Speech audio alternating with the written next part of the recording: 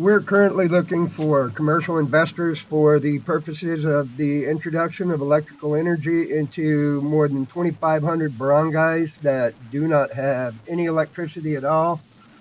Um, we can either introduce the electrical solutions, zero emissions, no outward fuel source, and they can be introduced as simply go in and sell the tech, do a maintenance contract, and get out.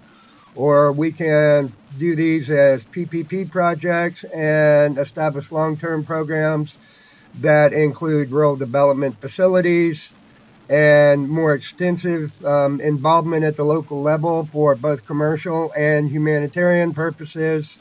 The public relations alone should not be overlooked, but the potential to do PPP projects or public-private partnerships with the government would ensure taxpayer funding, though it may require ultimately a BOT or build, own, and transfer solution.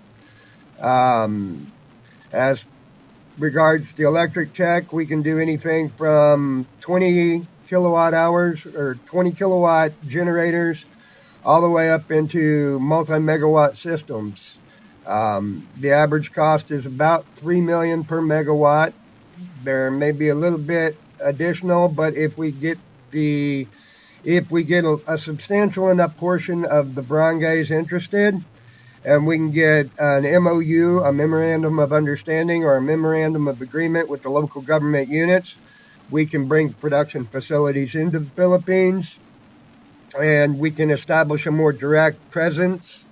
Either way, the potential for gains here are not limited to the barangays, but my feelings are that would be an excellent place to start. There's also going to be a potential with like SM malls and the other large commercial developers in the Philippines.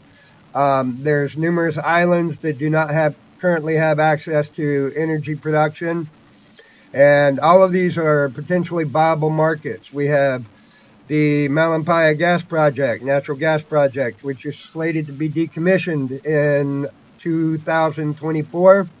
So another 2 years, 3 years. And at that time, they're going to have to resort to importing natural gas, which is going to result in additional charges. It's going to put the Philippine securities at risk insofar as we will be dependent on foreign resources and not sustainable. With the electrical solutions that we have available, we can alleviate the need for importing natural gas. We can alleviate the need for outside fuel sources. We can alleviate the need for concerns about emissions, as there are no emissions.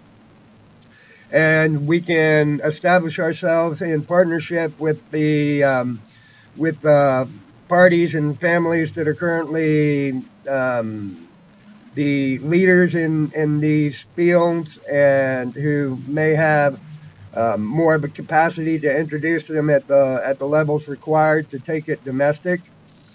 So this is a very viable project with substantial commercial returns for commercial investors. Commercial investors, venture capitalists, equity investors capital investors would get their money back. Equity investors and venture capitalists would be able to generate a long-term return for their investment portfolios, whereas the Philippine-owned portion would be utilized for the funding of the foundation and the establishment of humanitarian and infrastructural projects in order to facilitate the ultimate eradication of poverty within the Philippines, but that would not reflect the ability of commercial investors to provide or to generate a positive return on their investment. If you're interested in more information, we're happy to get together with you on WhatsApp, or you can contact us via our website. Contact either the U.S. division or the Asia Pacific division of OPISAC at opisac.org, OPISAC.org. And we look forward to hearing from you, and hopefully we can establish a long-term and mutually beneficial and even profitable relationship. So please like and subscribe, and we'll have more information soon. Thank you.